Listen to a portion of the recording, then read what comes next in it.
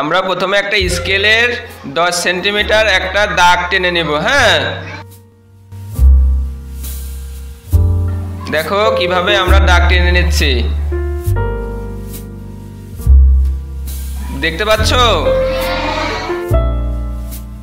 তারপরে 10 সেন্টিমিটারের থেকে 20 ভাগ করে 9 পর্যন্ত একটা বিন্দু আঁকলাম এবং আমরা বাম পাশে 6 সেন্টিমিটার আর একটা রেখা টানবো। হ্যাঁ,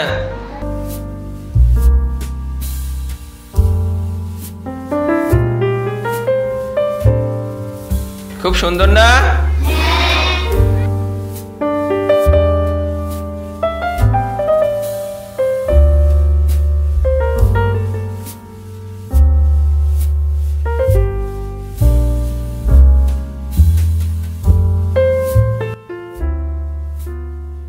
ডান পাশে ঠিক 6 সেন্টিমিটার, বাম পাশে যেভাবে অঙ্কন করেছিলাম ডান পাশেও সেম ভাবে 6 সেন্টিমিটার সমান্তরাল একটা রেখা এঁকে নিব।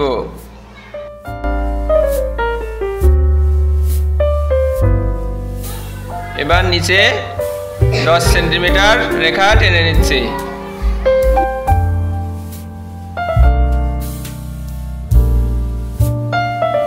চারিদিকে রেখা টানা হয়ে গেল। এবার মাঝখানে যে বৃত্তটা হবে সেটা 6কে 2 ভাগ করলে যেখানে যাবে 3 সেন্টিমিটার, ওখানে আমরা একটা বিন্দু দিলাম। আর আমাদের বিন্দুর ওখানে গোলাকার বৃত্তটা হবে 2 সেন্টিমিটার। এবার আমরা 2 সেন্টিমিটার একটা বৃত্ত অঙ্কন করব।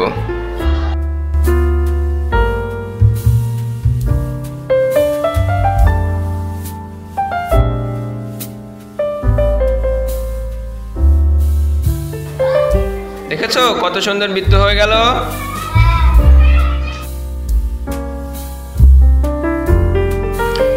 এবার আমরা বৃত্তটা অঙ্কন করব।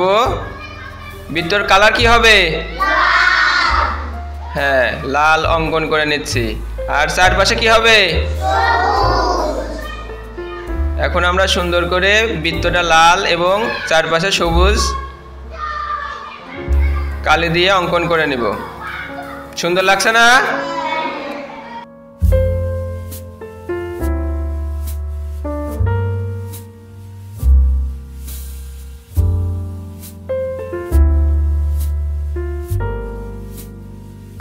এভাবে আমরা সঠিক মাপে জাতীয় পতাকা অঙ্কন যদি করতে পারি তাহলে সুন্দর লাগবে।